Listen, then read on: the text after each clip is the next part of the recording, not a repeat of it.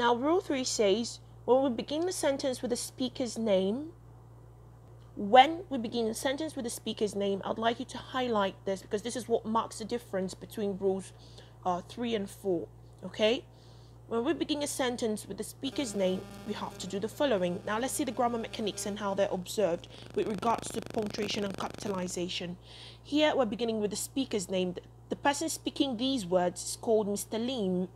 Now, after the speech verb, we put a comma.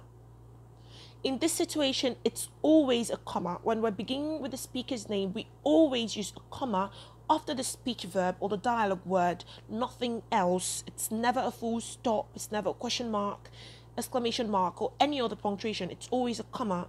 Now, immediately after the comma, now we want to begin writing exactly what that person said. We want to quote them. So, open quotation. And immediately after the open quotation, we capitalize. We're doing this because this is like a new sentence on its own. We're saying that person's sentence. So it's kind of like a new sentence, a different sentence. Think of it that way to help you remember. Therefore, to begin a sentence, we use capital letter. So immediately after the open quotation mark, we use capital letter. And when we get to the end, we put a full stop before the closing quotation mark. Be very mindful of this because some of you are going to put the closing quotation mark before the full stop or exclamation mark or question mark, as the case may be. Be very careful here because in the exam, I tell you, I'm going to be using like a magnifying glass to fish out. And you remember what I told you? Some of you are going to try to play smart.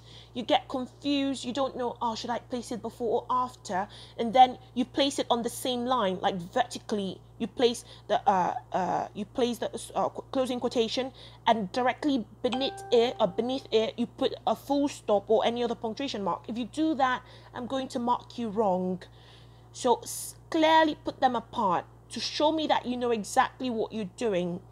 Put the punctuation at the end, and then before you put the closing quotation. So we know that we'll put a comma here immediately after the speech verb, which is said, and then we open quotation, and immediately after the opening quotation mark, we capitalize. And when we get to the end, we put a full stop or question mark or exclamation mark before we close quotation. Now let's go to rule 4.